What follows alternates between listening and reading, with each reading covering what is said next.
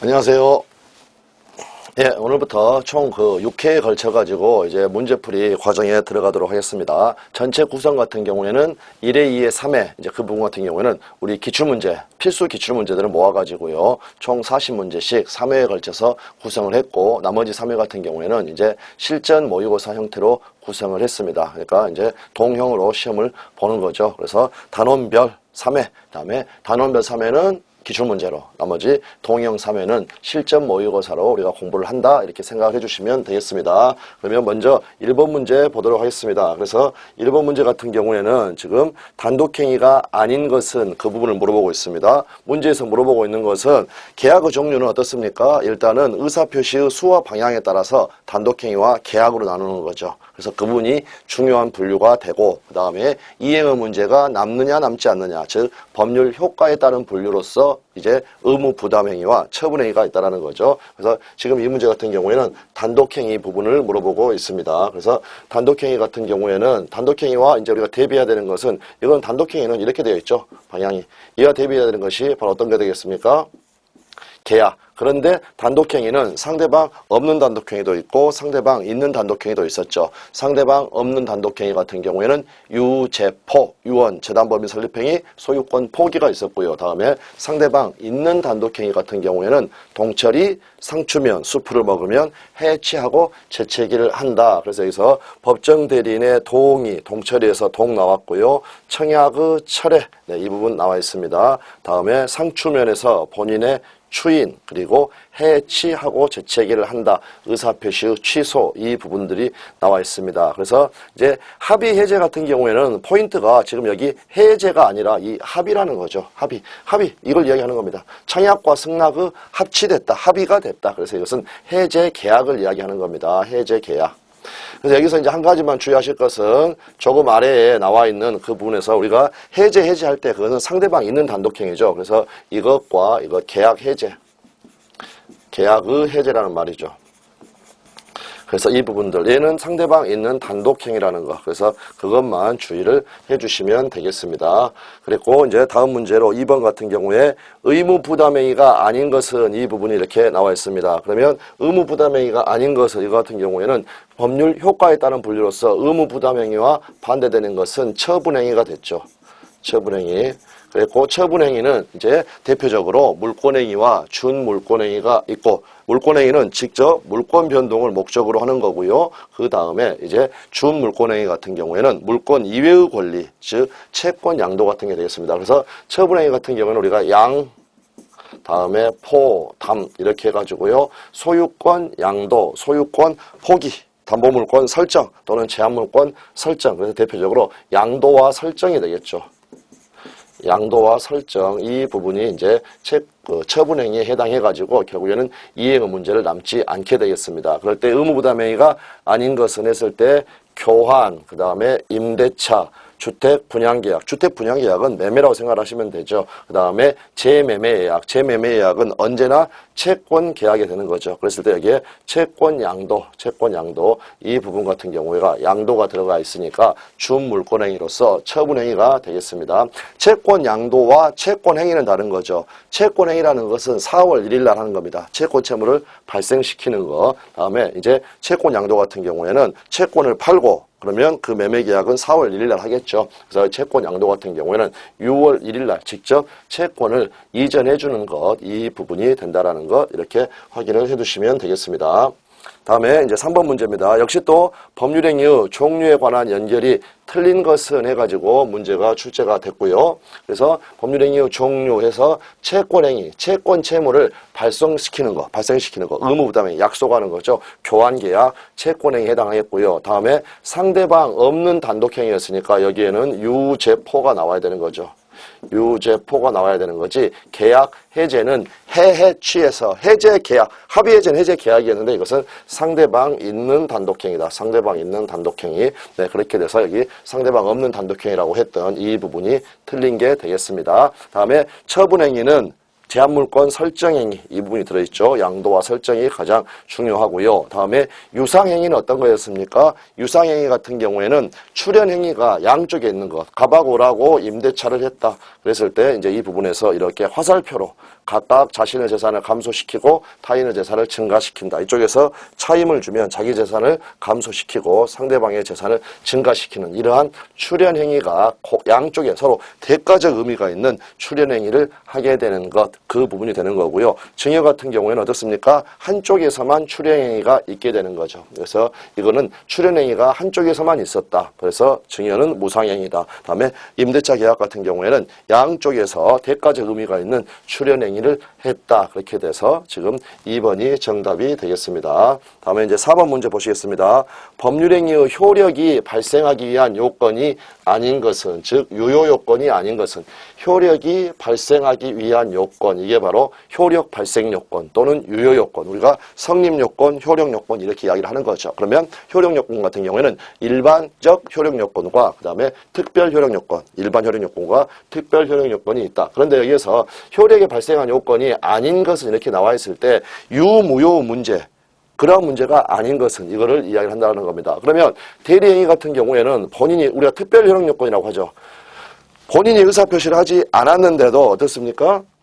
의사표시를 하지 않은 본인에게 효과가 기속이 되려면 이 부분에 있어서 114조에서 대리행위 효력해가지고 요건을 세 가지를 이야기를 하고 있죠. 첫 번째, 대리인이, 그러니까 대리권이 존재해야 한다. 그 다음에 그 권한 내에서, 다음에 본인을 위한 것임을 표시한다. 이런 식으로 이러한 요건이 갖춰져야 효력이 발생하게 된다. 그래서 지금 여기가 지금 대표적인 특별 효력 요건입니다. 그 말은 무슨 말이냐면 대리행위에서는 의사표시를 하지 않은 본인에게 효과가 귀속되기 위해서는 어떠한 요건이 필요한가, 그러한 부분이 문제가 됐던 거고요. 원칙적으로 법률행위는 성립하게 되면 성립한 당시에 바로 효력이 발생하는 게 원칙인데 거기에 정지조건, 일종의 발생 조건이죠. 조건이 성취되면 효력이 생기니까 이러한 정지 조건이 붙어 있을 때 조건의 성취되게 되면 효력이 생긴다, 발생한다. 네, 그렇게 되니까 이거는 발생 요건이 되겠고요. 농지거래 계약에서 농지취득 자격증명, 일명 농취증이라는 거, 농취증. 이 농취증이라는 것은 우리 판례가 이야기를 하고 있죠. 명백하게 이야기를 하고 있습니다. 그래서 성립 요건도 아니다. 다음에 이처럼 효력 요건도 아니다. 효력 요건도 아니다. 이렇게 해서 알아두시면 되겠습니다. 다음에 법률행위 내용의 적법성 어떻습니까? 당목의에서 내용은 확가적사, 바로 적에 해당했죠. 강행법규에 위반되면 안 된다. 다음, 토지거래 허가구역 내의 토지거래 계약에 관한 관할 간청의 허가. 그래서 이 허가를 받지 않으면 어떻습니까? 유동적 무효. 유동적 무효. 그래서 효력 요건이다. 이 부분 이렇게 정리를 해 주시면 되겠고요. 다음에 이제 5번 문제 보시도록 하겠습니다. 5번 문제 같은 경우에는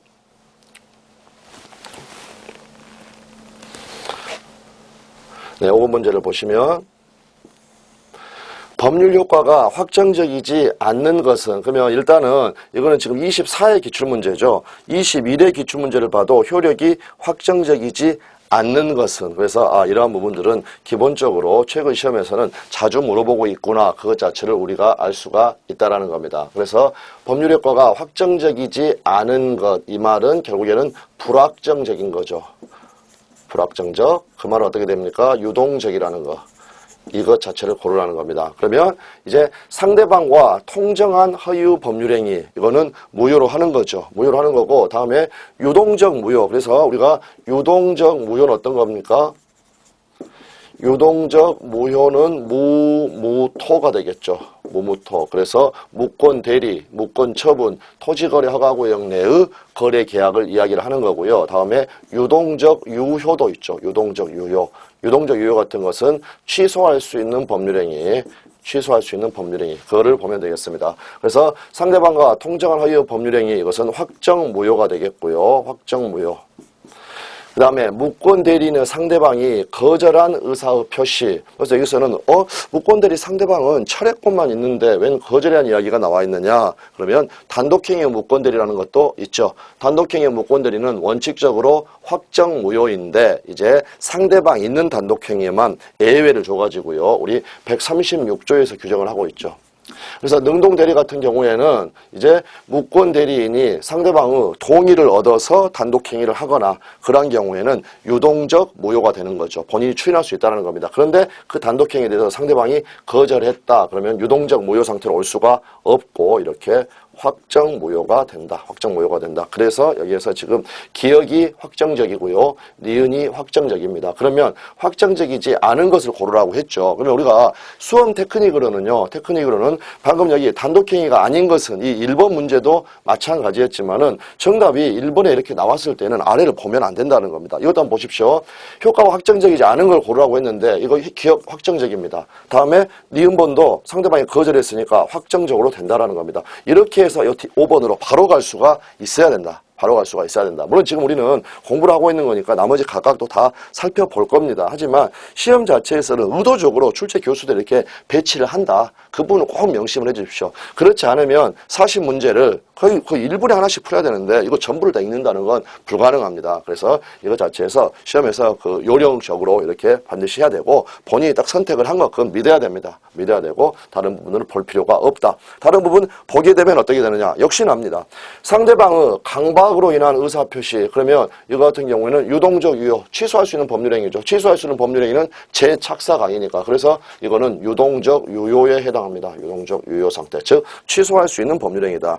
조건부 권리를 처분하는 행위 조건부 권리 같은 경우에는 일종의 기대권이니까 확정적이지 않을 수 있는데 여기서 물어보는 것은 처분하는 것을 물어봤습니다. 그러므로 이 역시 확정적입니다. 확정적이다. 그래서 디귿번이 유동적이고 그 다음에 소유권 유보부 매매를 원인으로 한 동산의 소유권 취득 이 같은 경우에는 정지조건부죠. 정지조건부. 정지조건부니까 효력이 확정적이지 않습니다. 그래서 대금 완납이라는 정지조건이 성취가 되면 물권적 합의는 이미 있었지만 어떻습니까? 매수인이 소유자가 못 된다는 거죠. 즉 소유권 유보부 매매 같은 경우에는요.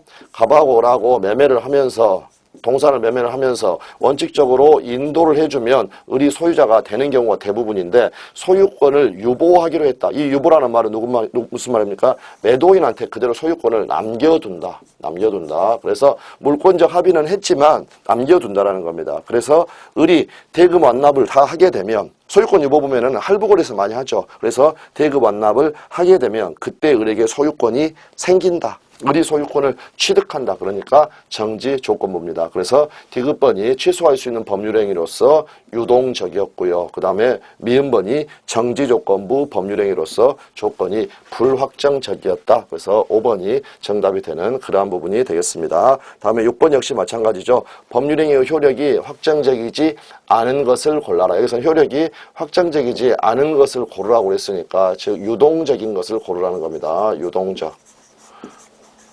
유동적이란 건 유동적 무효. 그 다음에 취소할 수 있는 법률행위 고르면 되겠습니다. 불공정한 법률행위는 어떻습니까? 확정무효. 그 다음에 금치산자의 법률행위 21회에 나왔기 때문에 그대로 이렇게 금치산자라는 용어를 놔뒀지만 지금 현재에 있어서는 피성년 후견인이 되고요. 피성년 후견인은 제한능력자죠. 제한능력자의 법률행위는 취소할 수 있으니까 유동적이고요. 유동적이다. 그 다음에 무권대리인의 법률행위. 무권대리인의 법률행위 어떻습니까? 본인이 추인할 수 있죠. 본인이 추인하지 아니하면 본인에 대해서 효력이 없다. 추인하면 유효가 된다. 그래서 이것은 유동적 무효에 해당합니다. 유동적 무효에 해당한다. 예, 그렇기 때문에 이 경우에 있어서도 니은번과 디귿번이 지금 유동적인 게 나왔고요. 정답은 2개씩 나와 있으니까 여기 2번. 이렇게 하고 끝나야 된다. 끝나야 된다. 시험 자체에서는 다시 한번 그 강조 드리고 이제 각각 살펴보면 부동산 공유자의 상호 명의 신탁. 이건 어떻습니까? 확정 유효죠. 부동산 실명법이 적용되지가 않는 구분 소유적 공유관계 확정 유효입니다. 다음에 이제 강박으로 인해서 12년 전에 한 부동산의 증여. 그러면 여기를 빼보면 강박에 의한 증여가 되겠습니다. 그러므로 취소할 수 있는 법률행위죠. 취소할 수 있는 법률행위인데 이제 그 취소권이 소멸되는 사유는 취소권을 행사하면 취소권이 없게 되겠죠. 그런데 또 제척기간이라는 게 있죠. 바로 추삼한십. 그래서 취소권이 소멸하게 되면 유동적 유효였던 법률행위는 그대로 유효로 확정이 돼버립니다. 그래서 이거 같은 경우에는 제척기간 도과 취소권의 단기 소멸 여기에 걸렸다라는 거죠. 그렇기 때문에 취소권은 더 이상 없다. 더 이상 취소할 수 없으니까 확정유효가 된다. 확정유효가 된다. 네, 그렇게 알아두시면 되겠습니다. 다음에 7번. 다음 중 원칙적으로 소급표가 인정되는 것은 네, 이렇게 나와 있습니다. 그러면 일단은 일부 취소를 보시면 일부 취소가 논의가 되었던 사건 같은 경우에는 대구 두류공원 사건이 있고요. 대구 두류공원 사건 같은 경우에는 휴게소 부지의 16배. 그래서 여기 휴게소 있고 그 다음에 휴게소 부지가 있었다는 겁니다. 기부채납 의무가 없는데 기부채납 의무가 없는데 공무원의 법령 오해에 따라서 이제 기부채납이 이루어졌다. 그렇게 됐을 때 이 부분을 취소를 하게 되었는데 전체가 취소가 받아들여진 게 아니라 이 나머지 토지만 중요 부분에 해당한다.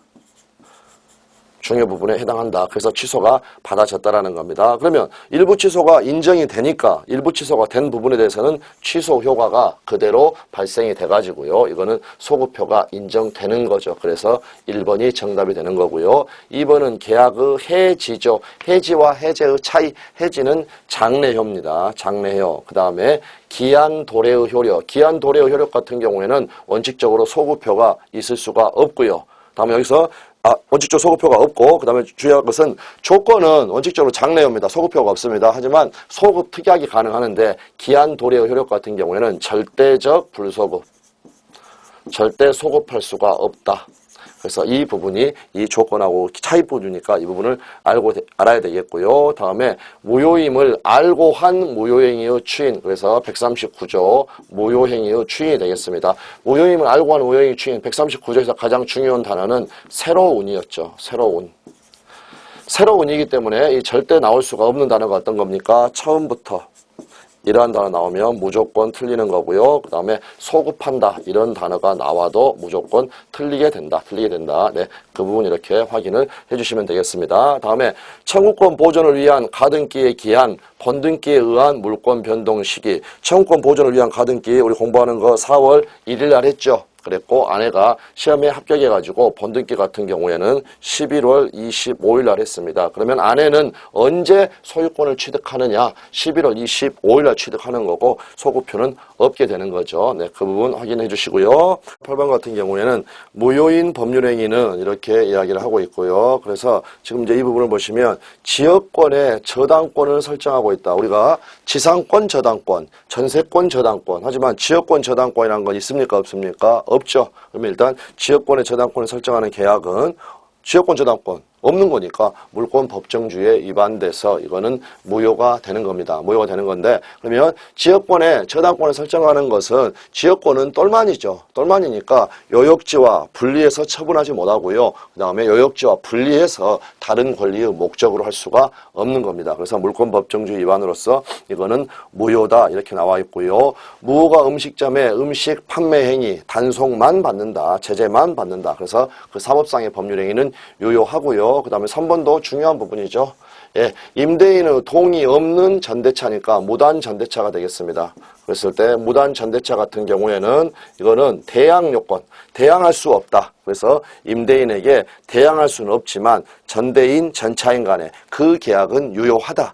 그러면 어떻게 되겠습니까? 전대인은 전차인을 대해서 사용 수익하게 할 의무가 있다. 그 부분 나와 있고요. 그 다음에 이제 지상권 같은 경우에는 존속 기간을 영구적으로 약정하는 것 이것 자체가 가능하죠. 이물이 기출이 됐던 부분이고요. 그런데 이제 그 판례 사안은 직접적으로는 구분지상권 사례였습니다. 그래서 이번에는 구체적으로 이 구분지상권 그 부분을 언급을 했고요. 다음에 다른 공유자의 동의 없이 자신의 공유 지부에 대해서 저당권을 설정한다. 이게 바로 처분행위죠. 처분행위. 그럴 때 이 부분 같은 경우에는 지분 처분의 자유, 그러니까 유효가 된다. 네, 그렇게 봐주시면 되겠습니다. 다음 문제 보시도록 하겠습니다.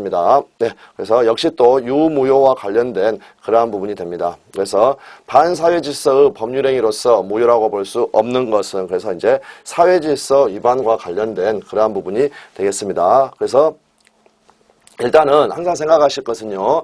무효라고 볼 수 없는 것이죠. 그러면 이거는 불법원인 급여의 제한에 걸립니까? 안 걸립니까? 걸리지 않죠. 그래서 담배 사재기 사건 같은 경우에는 강행 규정 위반으로는 무효라는 겁니다. 하지만 사회질서 위반은 아니다. 그래서 이제 사회질서 위반이 아닌 것들 찾아보면은요. 대표적인 거 비자금, 허위 명의 담배 사재기 이러한 것들이 사회질서 위반이 아니었죠. 그러므로 범죄인으로 조성된 비자금을 여기에서 소극적으로 은닉하는 거 이거는 사회질서 위반이 아니다. 사회질서 위반이 아니다. 그래서 이제 이 부분이 일단 해당하겠고요. 다음에 피상속인이 제3자에게 토지를 매각한 사실을 알고 있는 자가 그 사정을 모르는 상속인을 적극적으로 기망하여 그 토지를 자신이 매수했다. 그러니까 이거 같은 경우에는요. 피상속인이니까 아버지입니다. 아버지. 그래서 아버지가 제3자에게 토지를 매각한 사실이 있다. 그래서 매매가 있다라는 겁니다. 그런데 알고 있는 자가 그 사정을 모르는 상속인, 그러니까 아버지가 사망을 해가지고요. 결국엔 어떻다는 겁니까? 상속이 일어났고 얘는 지금 모르고 있다는 겁니다. 그러면 이중매매하고 조금 다른 건요. 이중매매에서는 지금 얘가 배임행위를 하게 되는 거죠. 이 배임행위에 여기에서 지금 이 적극적으로 기망하여 자신이 매수한다. 이 병이라는 게 얘가 여기 배임행위에 적극 가담하게 되는 건데 다시는 지금 상속인 같은 경우에는 모르고 있으니까 이거는 배임행위를 한 것은 아닙니다. 그렇다 하더라도 적극적으로 기망을 해서 그 토지를 자신이 매수를 했다. 이럴 때 얘가 소유권을 취득할 수가 있겠는가. 이거는 사회질서 위반으로 무효다. 그래서 이것은 사회질서 위반입니다. 위반. 이거는 위반이 아니고요. 다음에 강제집행 나와 있죠. 강제집행. 인간은 본성에 따른 것. 이거를 사회질서 위반이라고 볼 수는 없다. 또 여기에 허위라는 단어 나와 있습니다. 그러니까 사회질서 위반이 아니다. 역시 또 인간의 본성이라고 따를 수 있는 거 양도세를 회피할 목적. 그래서 다시 읽어보면 강제집행을 원하는 목적으로 부동산의 허위의 근저당권을 설정하는 행위. 예, 이거 사회질서 위반이 아니죠. 다음에 양도소득세를 회피할 목적으로 실세 거래대금보다 낮은 금액으로 계약서, 다운계약서를 작성해서 매매계약을 체결했다. 역시 사회질서 위반이 아닙니다. 그래서 니은법만 사회질서 위반이 되는 거니까 기역, 디귿, 리을. 네, 이렇게 4번이 정답이 되겠습니다. 네, 이렇게 해서 알아두시고요. 이제 다음 문제 보시겠습니다. 10번 역시 사회질서 위반 문제가 계속 나오는 거죠. 반사회적 법률행위로서 무효가 아닌 것은 그러면 결국에는 무효가 아닌 거니까 사회질서 위반 아닌 거 유효 차지라는 겁니다. 어떠한 일이 있어도 이혼하지 않기로 하는 약정 또는 그 약정을 하고 한 각서의 효력, 개인의 자유를 심하게 제한을 하죠. 그러니까 이것은 사회질서 위반이 되겠고 사회질서 위반에 해당합니다. 불륜관계의 종료 또는 이제 우리 시험 같은 경우에 부척관계의 종료. 그러니까 어떻게 됩니까? 너랑 나랑 끝나게 되면 해제 조건은 뱉어내라는 거죠. 이런 식으로 내연역의 한 정의어 사회질서 위반입니다. 다음에 수증자가 부동산 매도인의 배임행위에 적극 가담하여 계약을 체결했다. 그래서 이것은 이제 이중매매는 아니죠. 이중매매는 매매 있어야 되니까. 근데 어차피 증여계약도 적극 가담해서 체결됐으니까 역시 사회질서 위반에 해당하고요. 관계자, 당사자, 전원 합의로 이루어진 중간생략 등기 이거 같은 경우는 그 유효성을 인정을 하죠. 그래서 이 4번이 정답이 되겠고요. 공무원의 직무에 관하여 특별한 청탁을 하고 그 보수로 고액의 금전을 지급할 것으로 내용으로 한 약정 사회질서 위반에 해당하겠습니다. 네, 계속해서 지금 이제 우리 사회질서 위반과 관련된 판례들 조금 살펴보도록 하겠습니다. 작년 문제가 되겠죠. 반사회적 법률행위로서 무효가 아닌 것은 역시 위반이냐 아니냐 했을 때 과도하게 중한 위약벌 약정 이거는 사회질서 위반입니다. 다음에 도박자금에 제공할 목적으로 금전을 대여하고 있다. 범죄를 조장하고 유발하고 있죠. 그래서 역시 이것도 사회질서 위반입니다. 다음에 소송에서 증언을 조건으로 통상 용인되는 수준을 넘는 대가를 받기로 했다. 그래서 예를 들어서 하루 여비, 교통비, 일당 그런 것들은 어떻습니까? 용인될 수 있는 수준이죠. 근데 그걸 넘어가지고 우리 판례 사안처럼 이렇게 5천만 원을 받기로 했다. 이런 것 같은 경우에는 사회질서 위반에 해당한다. 공무원의 직무에 관하여 부정한 청탁의 대가로 금전을 지급하기로 한 약정 이거 사회질서 위반에 해당하죠. 그 다음에 부동산에 대한 강제집행을 면할 목적 이 부분 나와 있으니까 또 허위 근저당권 그러니까 사회질서 위반이 아니다. 예, 이렇게 확인을 해주시면 되겠습니다. 다음에 이제 다음 문제 보도록 하겠습니다. 네, 그래서 갑이 자신의 부동산을 을에게 매도를 했는데 그 사실을 잘 아는 병이 갑의 배임행위에 적극 가담하여 그 부동산을 매수를 해서 소유권 이전 등기를 받은 경우에 관한 설명으로 틀린 것은, 그래서 우리가 잘 알고 있는 그 이중매매 사례가 되겠죠. 그래서 갑하고 을하고 이미 매매계약이 있었습니다. 갑하고 을하고 매매계약이 있었고, 그 다음에 그 경우에 대해서 이렇게 병이 배임행위에 적극 가담을 했다. 이건 그러니까 사회질서위반으로 무효가 되겠죠. 배임행위에 적극 가담했다. 그러면 갑병 사이의 매매 계약은 배임행위에 적극 가담했으니까 사회질서위반으로 무효다 하면은 맞는 부분이 되겠고요. 문제에서는 지금 틀린 것을 고르라고 그랬죠. 다음에 을은 병에게 소유권 이전 등기를 청구할 수 없다. 지금 을이 매매 계약 체결한 사람은 갑이죠. 갑하고 을이 지금 매매 계약을 체결했습니다. 그러니까 을은 지금 소유권 이전 등기 청구권을 갑에 대해서 가지고 있는 거죠. 그래서 을은 병에게 소유권 이전 청구할 수 없다 하면은 맞는 부분입니다. 그러면 지금 이제 결국에는 우리가 머릿속에서 이 문제를 볼 때 딱 어떤 게 떠올라 있어야 됩니까? 지금 이 경우에 있어서 사회질서 위반일 때 이 계약이 무효가 될 때 이 을의 구제책이 되는 거죠. 을의 구제책. 을의 구제책이라는 것은 어떻게 해서 등기 받아올 것인가? 어떻게 됩니까? 대위로만 된다. 대위로만 된다. 네. 그래서 을은 갑을 대위하여 병에게 소유권 이전 등기에 말소를 청구할 수 있다 하면은 오가 되는 거죠. 그러니까 직접 뭐가 을이 병하고 해결하는 거 아닙니다. 오직 이거는 대위로만 된다. 대위로만 된다. 이 부분이 핵심이 되겠습니다. 그래서 3번도 맞는 부분이 되겠고요. 다음에 병이로부터 그 부동산을 전득한 정이 선이면 소유권을 취득할 수 있겠는가? 이 부분이 이제 문제가 되는 거죠. 사회질서 위반 같은 경우에는 항상 나오는 부분이죠. 항상 나오는 부분이 어떤 부분입니까? 절대적 무효라는 걸 아느냐. 그래서 이 부분 같은 경우에 이렇게 정의 매매계약을 하고 등기를 취득을 했다. 등기를 격려했다고 하더라도 사회질서 위반으로 무효는 선의 제3자 보호 규정이 없죠. 그러니까 결국에는 누구도 그 무효를 주장하지 못합니다. 그래서 정이 예를 들어서 선이라고 하더라도 그 유효라고 주장할 수가 없다라는 거죠. 그런데 여기서 취득한다 했으니까 잘못된 그런 부분이 되겠습니다. 정답은 이제 4번이 됐고 대위로만 가능하니까 제1매수인 을은 갑병 사이의 매매계약에서 채권자 취소권을 행사할 수 없다 하면은 맞는 부분이죠. 그리고 채권자 취소권은 우리 시험에서 2번 나옵니다. 2번. 그래서 채권자 취소권이 2통 날라왔다. 2통 날라왔다. 그래서 여기에서는 되고 여기에서는 안 된다. 2통 날라왔는데 통과된 부분 여기에서만 됩니다. 이는 뭡니까? 이중매매. 이중매매에서는 채권자 취소권 안 된다. 통에서는 된다. 통. 어딥니까? 통정 허위 표시. 통정 허위 표시에서는 된다. 네, 그렇게 해서 일단은 같이 묶어가지고 채권자 취소권은 2통. 2군데서 나온다. 근데 이중매매에서는 안 되고, 이중매매에서는 왜 안 됩니까? 대위로만 되니까, 대위로만 되니까. 다음에 이제 통정 허위 표시 같은 경우에는 허위 표시로 무효인 경우에도 채권자 취소권의 대상이 된다. 예, 그 부분 다시 한번 확인을 해주시면 되겠습니다. 다음 문제, 이제 불공정한 법률행위 관련된 문제입니다. 그래서 불공정한 법률행위 같은 경우에는 그 판례의 태도들을 정확하게 우리가 정리를 하고 있으면 되겠습니다. 그 말은 무슨 말이냐? 104조 당사자의 공박, 경솔 또는 무경험으로 인하여 현저하게 공정을 잃은 법률행위는 무효로 한다. 거기에 대해서 각각 전부 다 우리 판례가 해석을 하고 있다는 거죠. 그래서 불공정한 법률행위에 관한 설명으로 틀린 것은 이렇게 나와 있고요. 그러면 무경험이라는 것은 거래 일반의 경험 부족을 말하는 것이지, 근데 여기서 것이 아니라 했으니까 잘못됐죠. 해당 특정 영역에서 경험 부족을 말하는 것이 아니다. 그래서 우리가 지금 수강생 여러분들 같은 경우에 부동산 거래 한 번도 안 해보신 분 있을 수 있다는 겁니다. 주식 거래 한 번도 안 해보신 분 계시겠죠. 그렇다고 하더라도 어떻습니까?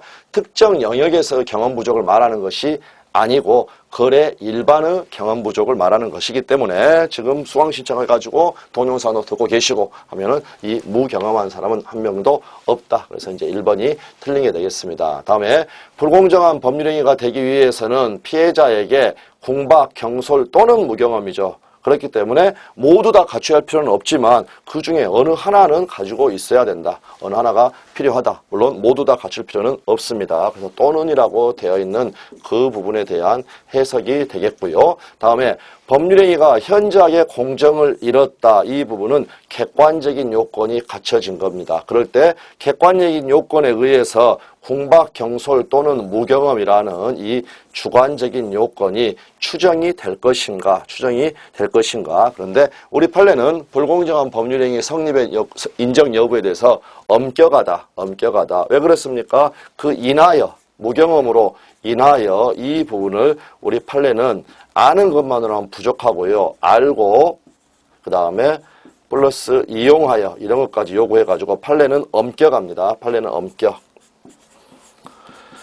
판례는 엄격하기 때문에 이건 추정해주지 않는다. 추정해주지 않는다는 말은 입증 책임을 완화해주지 않는다. 예, 그 부분이 이렇게 되겠습니다. 다음에 불공정한, 그래서 추정되지 않는다. 객관적인 요건이 갖춰졌다고 해서 주관적인 요건이 추정되지 않는다. 그러므로 이 피해자 같은 경우에는 무효를 주장하려면요. 각각 객관적인 요건도 주관적인 요건도 각각 입증을 해야 된다. 이 부분 됐고요. 불공정한 법률행위로 불이익을 입은 당사자의 불공정성을 소송 등으로 주장할 수 없도록 하는 이 부재소 합의. 그래서 이것은 알박기 전환 사건에서 나온 거였죠. 그래서 7천만 원짜리로 모였다라는 겁니다. 그럴 때 거기에 어떠한 게 붙어 있었느냐? 부재소 합의가 붙어 있었다. 그래서 일체의 민형사상 책임을 지지 않는다. 그리고 민형사상 소송도 제기하지 않겠다. 이렇다 하더라도 이거는 그 불공정성을 상대방으로 하여금 주장할 수 없도록 하는 그런 부분이니까 무효가 된다. 맞는 부분이 되겠고요. 그 다음에 104조의 취지, 규정 취지. 그 목적은 약자적 지위 있는 자의 궁박경솔 또는 무경험을 이용한 폭리행위를 규제하려는데 그 목적이 있다. 네, 이렇게 확인을 해주시면 되겠습니다. 다음에 14번. 불공정한 법률행위에 관한 설명으로 틀린 것은 그랬을 때 이제 궁박이라는 것은 급박한 공궁을 의미를 하죠. 그런데 그 급박한 공궁 우리가 일반적으로 경제적인 공궁을 생각을 하겠지만 그것뿐만이 아니라 정신적, 심리적 궁박을 포함한다. 네, 이 부분 맞는 부분이고요. 다음에 틀린 걸 지금 고르라고 그랬죠. 불공정한 법률행위에 관한 규정은 부담 없는 증여의 경우에도 적용된다라고 했으니까 X가 되겠죠. 그래서 104조 적용 범위에 관련돼 가지고요. 104조가 적용되지 않는 건 뭐가 되겠습니까? 증여하고 그 다음에 경매가 되겠죠. 증여 같은 경우에는 급부 반대급부를 저울질해가지고 현저하게 규정을 잃었는지 불균형을 따져야 되는데 급부만 있고 반대급부는 없다라는 겁니다. 다음에 경매 같은 경우에는 법률행위가 아니죠. 그래서 이 부분 꼭 알아두셔야 되는 그러한 부분이 되겠습니다. 다음에 불공정한 법률행위도 무효의 행위의 전환의 법리가 적용된다. 알박기. 무슨 사건입니까? 전환사건. 그러니까 인정이 된다. 근데 여기에서 불공정한 법률행위에도 무효행위, 추인의 법리가 적용된다 하면은 잘못된 거죠. 그래서 그 부분 여기가 전환이라는 단어가 나와 있는지 추인이라는 단어가 나와 있는지 이것 자체만 이렇게 주의를 해주시면 되겠습니다. 다음에 이제 대리행위 하자에서 116조 같은 경우에 116조에 의하면 의사표시의 효력이 이제 그 의사표시 효력이 어떻습니까? 의사의 흠결, 비통착, 사기 강박 또는 악이라든지 선의 유과실이랄지 그걸로 인해서 영향을 받을 때 그러한 사실의 유무는 누구를 표준을 합니까? 대리인을 표준을 합니다. 그런데 116조는 의사표시의 효력에 대한 규정입니다. 의사표시의 효력. 조문이 이렇게 출발하고 있죠. 이렇게 출발하고 있다. 그러면은 이제 그 법률행위의 내용에 문제가 생겼을 때는 어떻게 하느냐. 이거는 대리인 기준으로 판단하면 안 된다는 거죠. 그래서 이제 이 경우에 있어서는 104조가 되겠죠. 그래서 104조니까 공박, 경솔, 무경험.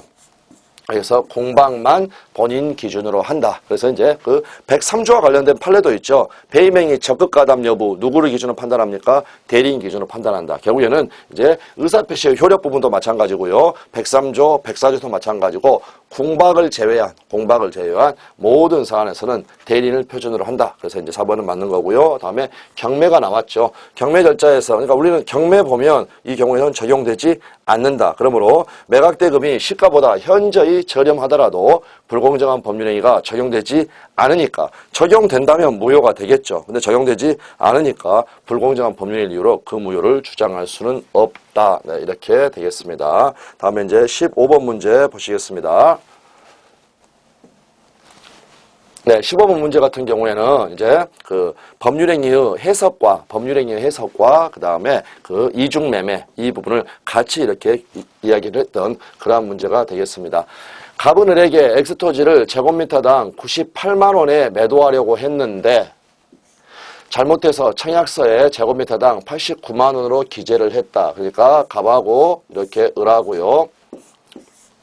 여기에서 A의 의사는 98만 원이었습니다. 그런데 어떻습니까? 청약서에 89만 원으로 적어졌고 이 89만 원에 대해서 지금 A가 승낙을 했고 그러니까 이 경우에 있어서는 규범적 해석을 해서 원칙적으로 89만 원에 대해서 계약이 체결이 되겠죠. 다음에 그 후에 이 X토지의 시가가 제곱미터당 158만 원으로 폭등을 하자 갑이 병에게 X토지를 제곱미터당 158만 원에 매도하고 다음에 소유권까지 이전을 해줬습니다. 네, 이러한 상황이 되겠죠. 다음 설명 중에 틀린 것은 네, 이렇게 되어 있습니다.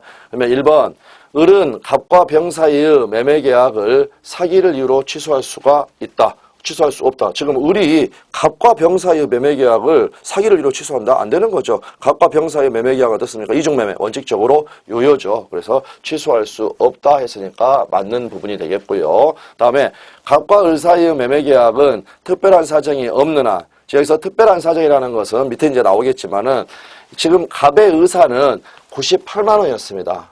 그랬고 을의 의사는 이 89만 원에 대해서 승낙했으니까 A의 의사는 98만 원. 적어볼까요? 갑의 의사는 98만 원, 을의 의사는 89만 원. 그러니까 두 개가 일치하지 않는다는 거죠. 일치하지 않으니까 자연적 해석을 할 수가 없고 객관적 해석에 의해서 이 표시행위의 객관적 의미대로 여기서 89만 원에 성립한다 하면은 맞는 부분이 되겠습니다. 다음 이제 을은 병명의로 이루어진 소유권 이전 등기의 말소를 청구할 수가 없다. 그래서 이중매매는 원칙적으로 유효하니까 이 경우에 있어서는 을이 말소 청구를 할 수가 없다 하면은 맞는 부분이 되겠죠. 맞는 부분이 되겠습니다. 그러면 잠깐 지우고 이제 아래 문제로 좀 보겠습니다. 만일 갑과 을이 제곱미터당 98만 원으로 합의하였으나 이 단어가 지금 가장 중요한 부분이죠. 98만 원으로 합의를 했다는 것은 일치입니다. 일치. 그래서 일치가 됐으니까 여기서 지금 일치가 됐죠. 일치가 됐으면 어떠한 해석을 해야 됩니까? 자연적 해석. 그래서 이게 바로 1번지, 2번지 사건에 해당하는 거죠. 그래서 이 경우에 있어서는 자연적으로 해석을 하면 오표시 무효 원칙에 따라서 이때는 어떻습니까? 얼마로 성립합니까? 계약이 89만 원으로 성립되는 게 아니라 98만 원으로 계약이 성립하죠. 그래서 여기서 98만 원으로 계약 성립. 어떻습니까? 자연적 해석이라는 방법에 의해서. 아까는 규범적 해석에 의해서 일치하지 않았으니까 89만 원으로 성립을 했지만 자연적 해석에 의해서 98만 원으로 성립했습니다. 그러면 이때 항상 나오는 건 뭐가 되겠습니까? 착오 취소가 인정이 안 된다. 자기 의사들대로 지금 성립했으니까 이거는 비정상적인 표시가 아니라는 거, 비정표시가 아니라는 거. 그래서 착오를 이뤄 매매계약을 취소할 수 없다 했으니까 맞는 부분이 되는 거고요. 다음에 만일 갑의 배임행위에 적극 가담한 병으로부터 선의의 정이 X토지를 취득을 했다면 그러면 배임행위에 적극 가담하니까 이제 갑하고 병 사이의 매매계약 여기는 사유질서반으로 무효가 됐죠. 그때 항상 나오는 거 이 정이 선이라고 하더라도 소유권 취득하지 못한다. 그래서 정은 갑과 선의의 선이라 하더라도 갑과 병 사이의 매매계약의 유효를 주장할 수 없다. 그 누구도 선이라고 하더라도 이 유효를 주장할 수가 없다. 그래서 틀린 것 해가지고 이렇게 5번이 정답이 되겠습니다. 네, 그러면 잠깐 쉬셨다가 16번 문제부터 살펴보도록 하겠습니다.